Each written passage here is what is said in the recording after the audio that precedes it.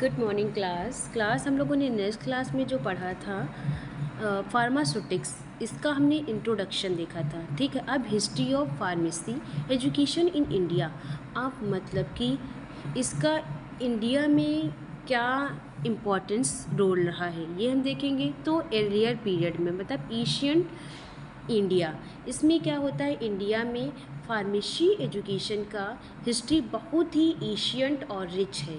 इसकी शुरुआत लगभग 5000 से 6000 साल पहले हुई, जब मॉडर्न साइंस और फार्मेसी कॉलेज का कोई कॉन्सेप्ट नहीं था। उस समय लोग प्राकृतिक मतलब नेचर पर ही पूरी तरह निर्भर थे। ठीक है, इसमें प्लांट, मिनरल्स और कुछ एनिमल प्रोडक्ट को मेडिसिन के रूप में यूज़ किया जाता था। ठीक है, एशियंट इंडिया में फार्मेसी और मेडिसिन लगभग प्रोफेशनल नहीं थे।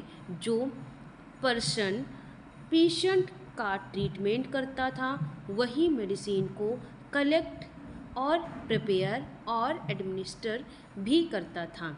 इस पर्सन को वैद्य कहा जाता था। ठीक है, उस समय फार्मेसी की एजुकेशन किसी कॉलेज या यूनिवर्सिटी में नहीं दी जाती थी। ठीक, ये नॉलेज गुरु शिक्षा परंपरा के थ्रू ट्रांसफ़र होता था। स्टूडेंट क्या करते थे, अपने गुरु के साथ रहकर मेडिसिनल्स प्लांट की पहचान या मेडिसिन बनाने की टेक्निक, स्टोरेज और पेशेंट ट्रीटमेंट प्रैक्टिकल सीखते थे।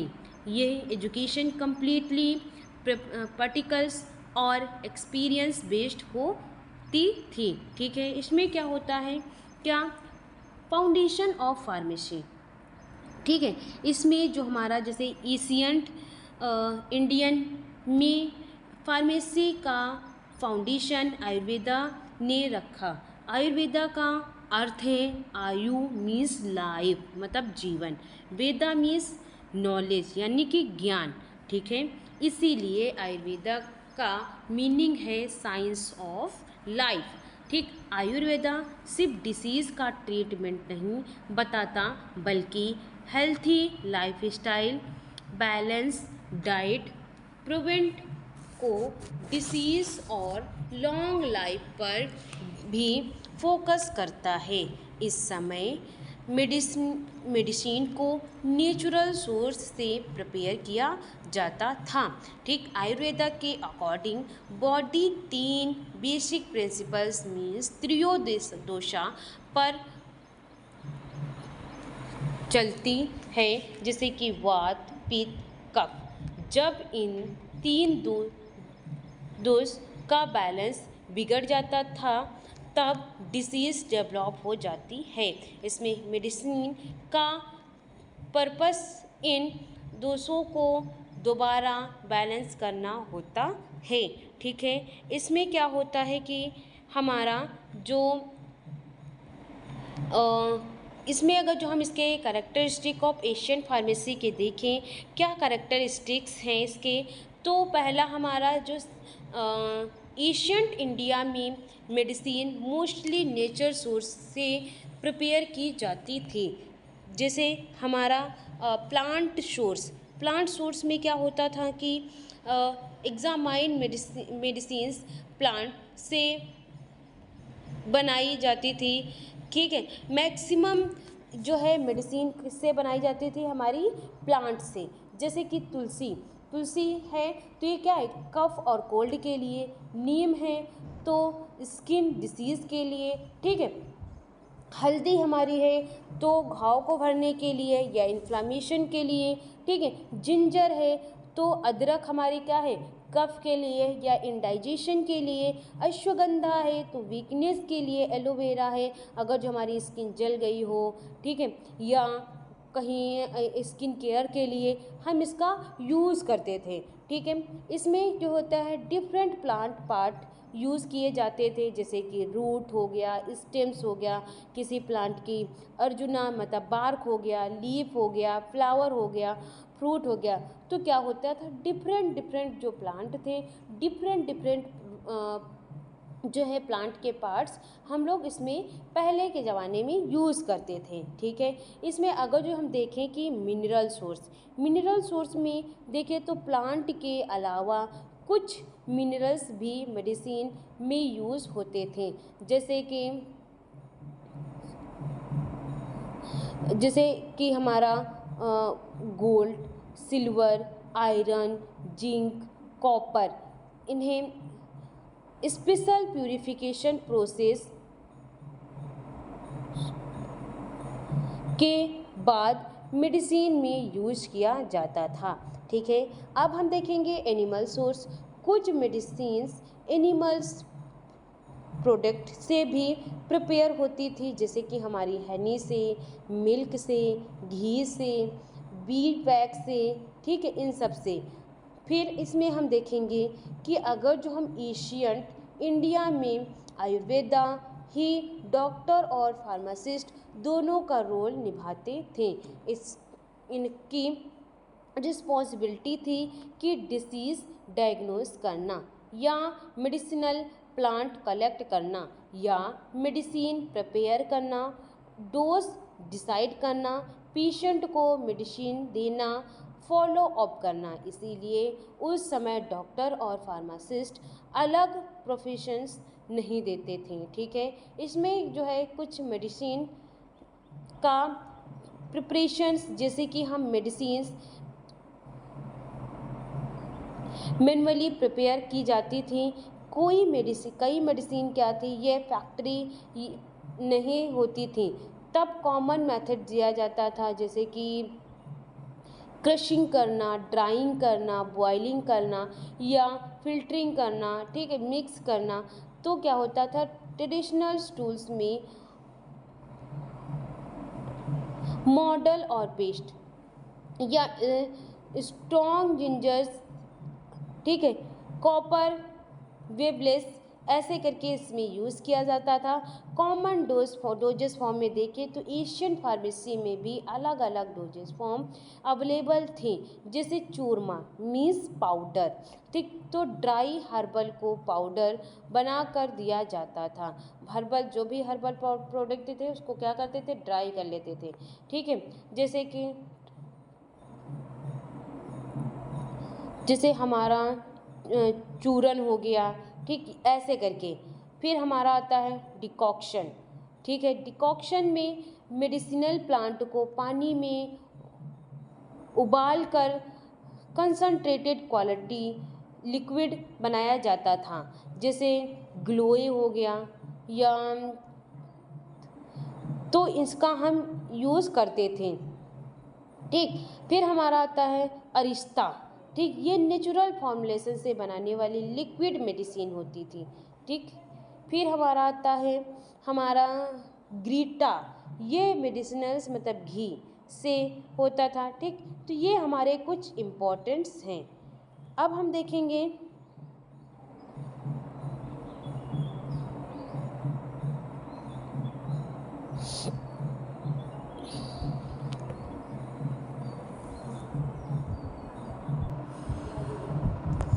नेक्स्ट हमारा आता है मिडीवल पीरियड। इसमें क्या होता है कि एशियंट पीरियड के बाद इंडिया में मिडीवल पीरियड आया, जो लगभग 8 सेंचुरी से 18 सेंचुरी मतलब 80 तक माना जाता है। इस पीरियड में फार्मेसी और मेडिसिन का डेवलपमेंट कंटिन्यू रहा, लेकिन अब भी मॉडर्न फार्मेसी एजुकेशन या फार्मास्यूटिकल इंडस्ट्री का कॉन्सेप्ट नहीं था। इस समय ट्रेडिशनल सिस्टम ऑफ मेडिसिन जैसे आयुर्वेदा, यूनानी और सिद्धा काफ़ी पॉपुलर थे। इन सिस्टम्स ने मेडिसिन की प्रिपरेशन और ट्रीटमेंट मेथड को और अधिक इम्प्रूव किया। इस मॉडल में मेडिसिन अब भी नेचुरल सोर्स जैसे प्लांट, मिनरल्स और एनिमल्स प्रोडक्ट से प्रिपेयर की जाती है। इसमें क्या होता है, मेडिसिन प्रिपरेशन का काम ट्रेंड वैद्य और हकीम करते थे। सभी मेडिसिन मेनली प्रिपेयर होती थी और उनकी क्वालिटी प्रिपरेशन करने वाले वैद्य की नॉलेज और एक्सपीरियंस पर डिपेंड करता था। ठीक है। डेवलपमेंट कैसे हुआ, डेवलपमेंट ऑफ आयुर्वेदा। आयुर्वेदा में क्या हुआ कि इसमें मिडिएवल पीरियड में आयुर्वेदा का डेवलपमेंट लगभग होता रहा और वैद्य नए मेडिसिनल प्लांट की पहचान करते थे और पुराने फॉर्मेशन को और इम्प्रूव करते थे। कई नई हर्बल फॉर्मुलेशन डेवलप हुई जो फीवर, डाइजेशन या डिसऑर्डर्स या स्किन डिसीज़ और रिस्पायरेटरी डिसीज़ के ट्रीटमेंट में यूज़ किए गई। ठीक, आयुर्वेदिक मेडिसिन लगभग डोजेस फॉर्म में प्रिपेयर होती रही, जैसे कि हमारे पाउडर में, डिकॉक्शन में या फॉर्मेंटेड लिक्विड में या मेडिकेशन ऑयल में या मेडिकल घी में या हर्बल टैबलेट में। ठीक है। इसमें देखेंगे कि यूनानी सिस्टम्स ऑफ मेडिसिन। यूनानी सिस्टम्स ऑफ मेडिसिन में देखा गया कि यूनानी लोग क्या बोले, यूनानी systems of medicine was introduce the aerobic and personal scholars. इसमें क्या है, मिडएवल पीरियड की सबसे इम्पॉर्टेंट डेवलपमेंट थी यूनानी सिस्टम्स ऑफ मेडिसिन, कल का इंडिया में आना। ठीक है। अरब और पर्शियंस स्कॉलर्स मतलब फिजिशियंस और ट्रेडिशनल्स इंडिया आए और अपने साथ यूनानी मेडिसिन सिस्टम्स भी लाए। इस सिस्टम्स का डेवलपमेंट ग्रीक में हुआ था और बाद में अरब स्कॉलर्स ने इसे और डेवलप किया। यूनानी सिस्टम्स में डॉक्टर को हकीम कहा जाता था। हकीम पेशेंट का डायग्नोसिस करता था और मेडिसिन्स भी प्रिपेयर करता था। उनकी मेडिसिन्स भी हमारे नेचुरल सोर्स से बनाई जाती थी। Herbal minerals, animals product, common doses form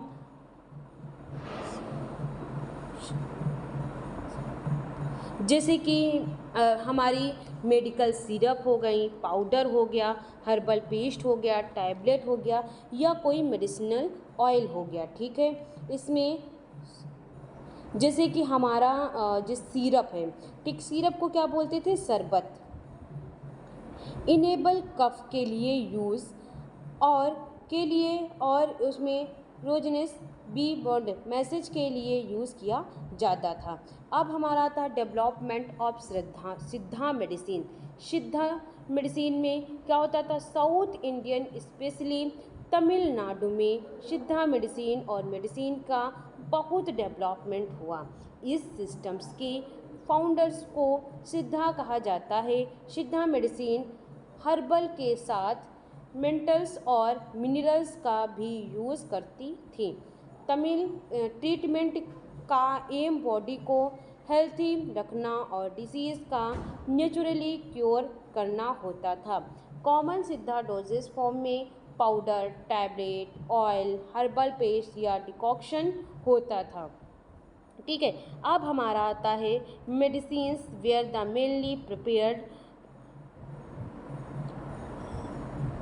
mainly in small quantities, मतलब कि medicine preparations during the medieval period. इस पीरियड में मेडिसिन किसी फैक्ट्री में नहीं बनती थी, सब मेडिसिन्स मैन्युअली प्रिपेयर होती थी। प्रिपरेशन मेथड मतलब कि जैसे कि ग्राइंडिंग करना, उसको पीसना, क्रशिंग करना, बॉईल करना, ड्राइंग करना, मिक्स करना और उसका फिल्ट्रेशन करना। तो हमारे जो ट्रेडिशनल टूल्स यूज़ होते थे, मोटार एंड पेस्टर से। ठीक है। इसमें स्टोन ग्राइंडर्स या इसमें कॉपर वेबलेस ऐसे जैसे इसमें यूज़ किए जाते थे। प्रोडक्शन बहुत स्मॉल स्केल पर होता था। एक वैद्य या हकीम अपने पेशेंट के लिए रिक्वायर्ड क्वांटिटी में मेडिसिन प्रिपेयर करता था।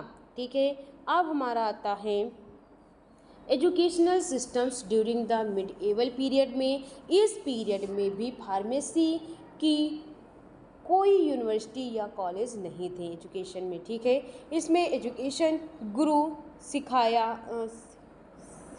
शिष्य या सिस्टम्स के थ्रू ही दी जाती थी। स्टूडेंट प्रैक्टिकल ट्रेनिंग से सीखते थे कि पेशेंट की आइडेंटिफिकेशन कैसे करेंगे, ड्रग का प्रिपरेशन किस तरीके से करेंगे, जो हमारी ड्रग है, जो हमारी मेडिसिन है, उसको हम स्टोर कैसे करेंगे, पेशेंट का ट्रीटमेंट किस तरीके से करेंगे। इसीलिए इस पीरियड में फॉर्मल फार्मेसी एजुकेशन एग्जिस्ट नहीं करती थी। ठीक है, अब हम देखेंगे क्या इसके इम्पोर्टेंस ऑफ मिडएवल पीरियड है।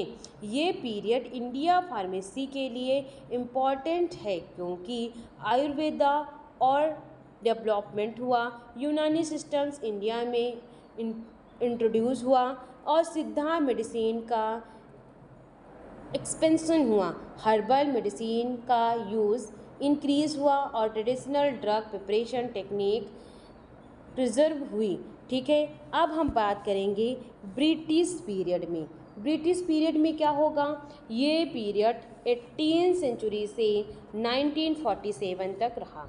इसमें क्या होता है, ब्रिटिश रूल इंडिया फार्मेसी की हिस्ट्री में एक टर्निंग पॉइंट था। ब्रिटिश ईस्ट इंडिया कंपनी और बाद में ब्रिटिश गवर्नमेंट ने इंडिया में वेस्टर्न मेडिसिन एलोपैथिक ठीक इंट्रोड्यूस की।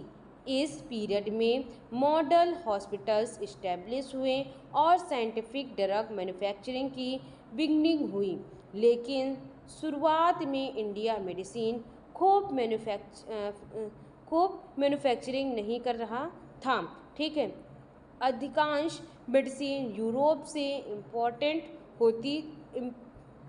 इम्पोर्ट होती थी। ठीक है, इसमें क्या होता है कि वेस्टर्न मेडिसिन क्या होती हैं, जो ब्रिटिश डॉक्टर इंडिया में मॉडर्न साइंटिफिक ट्रीटमेंट लेकर आए। डिसीज़ का ट्रीटमेंट साइंटिफिक मेथड से होने लगा, हॉस्पिटल्स इस्टेब्लिश हुए, जैसे पेशेंट को मॉडल डिटरमाइंड दी जाने लगी, quinine for malaria, aspirin, morphine. ठीक, ये मेडिसिन यूरोप से इंपोर्ट होती थी। ठीक है, इसमें क्या हुआ कि ब्रिटिश पीरियड में इंडिया की फार्मास्यूटिकल इंडस्ट्री डेवलप नहीं हुई थी। ऑलमोस्ट सब मेडिसिन इंग्लैंड से, जर्मनी से या फ्रांस से जैसे यूरोपियन कंट्रीज से इंपोर्ट होती थी। इस वजह से मेडिसिन एक्सपेंसिव भी होती थी। ठीक है, अब हम देखेंगे role of compounders and dispensers.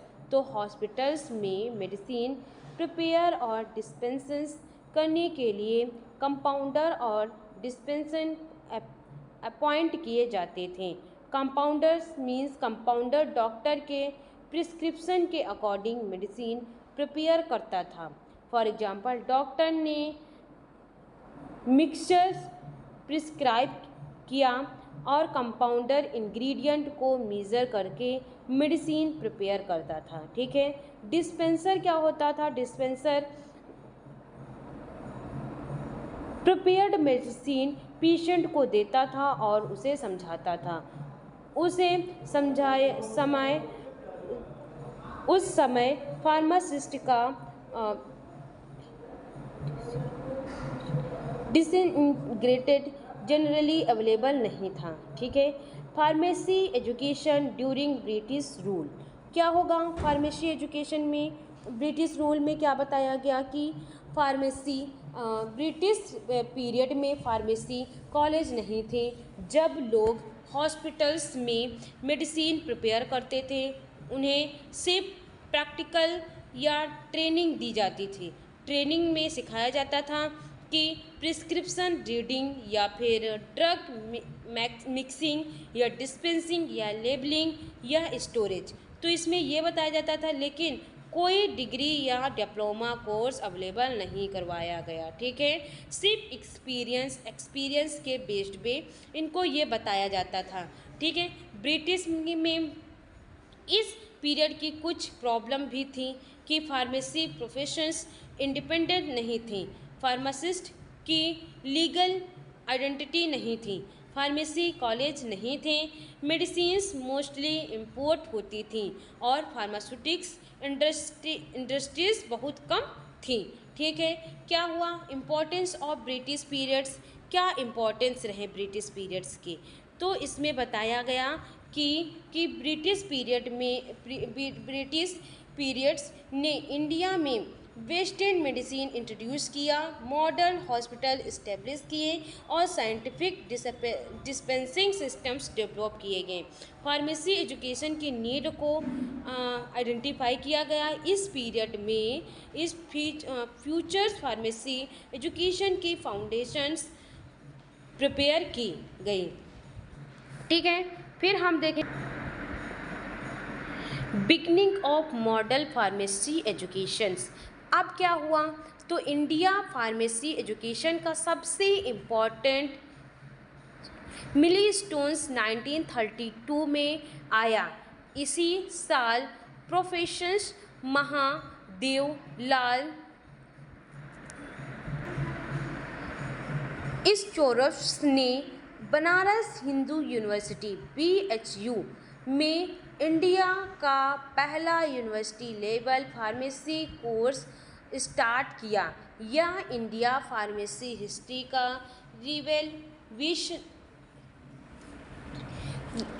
रिवेलेंट्री step माना जाता है। इसी वजह से प्रोफेसर ML जोसेफ को father of pharmacy education India कहा जाता है। ठीक है, ये क्या करें, बोले हाउ वाज प्रोफेसर महादेवलाल क्रोफर्स में बताया कि तो हमारे जो प्रोफेसर महादेवलाल श्रॉफ एक विजनरी टीचर्स और फार्मास्यूटिक साइंस थे। इन्होंने रियलाइज़ किया कि इंडिया को ट्रेंड फार्मासिस्ट की ज़रूरत है, इसीलिए उन्होंने फार्मेसी को डॉक्टर से अलग एक इंडिपेंडेंस प्रोफेशन बनाने का मूवमेंट स्टार्ट किया। ठीक है, उनका मेन उद्देश्य ये था कि क्वालिफाइड फार्मासिस्ट प्रिपेयर करना, साइंटिफिक फार्मेसी एजुकेशन इंट्रोड्यूस करना और इंडिया फार्मास्यूटिकल इंडस्ट्री को डेवलपमेंट करना। ठीक है, establishment of first pharmacy course. ठीक है, क्या हुआ कि जो हमारा 1932 में university Banaras Hindu university BHU ये इंडिया का पहला ऑर्गेनाइज फार्मेसी कोर्स था। तो स्टूडेंट को साइंटिफिक ऑब्जेक्ट पढ़ाया गया, जैसे कि pharmaceutics, pharmaceutical chemistry, pharmacognosy, pharmacology और डिस्पेंसिंग फार्मेसी। ये मॉडल फार्मेसी एजुकेशन की ऑफिशियल बिगनिंग थी। ठीक है, कंट्रीब्यूशंस ऑफ प्रोफेसर ML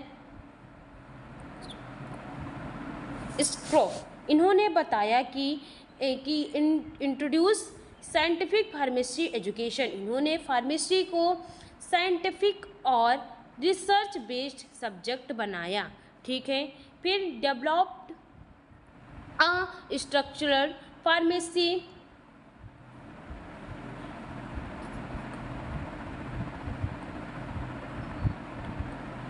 तो इन्होंने सिस्टमैटिक सिलेबस बनाया जिसमें थ्योरी और प्रैक्टिकल दोनों इंक्लूड थे।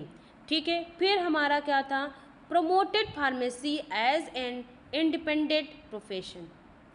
प्रोफेशंस इन्होंने इस्टेब्लिश किया कि फार्मासिस्ट सिर्फ डॉक्टर का असेसमेंट नहीं बल्कि एक इंडिपेंडेंट हेल्थ केयर प्रोफेशनल्स है। ठीक है, फिर हमारा नेक्स्ट पॉइंट आएगा encouraged pharmaceutical research and industrial development. उन्होंने रिसर्च और इंडिया फार्मास्यूटिकल्स इंडस्ट्रीज़ को प्रमोट किया जिसके बाद में इंडिया की ड्रग मैन्युफैक्चरिंग और सेल्फ रिलायंस का फाउंडेशन मजबूत हुआ। ठीक है, फिर हमारा आता है फार्मेसी एक्ट। अब फार्मेसी एक्ट हमारा 1948 इंडिया के फार्मेसी प्रोफेशंस का एक बहुत ही इम्पोर्टेंट और लैंडमार्क लॉ है। इस एक्ट को 1948 में गवर्नमेंट ऑफ इंडिया ने पास किया था। इसका मेन पर्पस फार्मेसी प्रोफेशंस को ऑर्गेनाइज और रेगुलेट करना है था। इस एक्ट के आने से पहले इंडिया में फार्मेसी एजुकेशन का कोई यूनिफॉर्म स्टैंडर्ड्स नहीं था और मेडिसिन्स को डिस्पेंस करने के लिए किसी लीगल क्वालिफिकेशन या रजिस्ट्रेशन की कंप्लीटली रिक्वायरमेंट भी नहीं थी। इस वजह से मेडिसिन की क्वालिटी, पेशेंट की सेफ्टी और फार्मेसी प्रैक्टिस में काफ़ी डिफरेंस देखने को मिलते थे। फार्मेसी एक्ट 1948 के इम्प्लीमेशंस के बाद फार्मेसी प्रोफेशन को एक लीगल आइडेंटिटी मिली। इस एक्ट ने फार्मेसी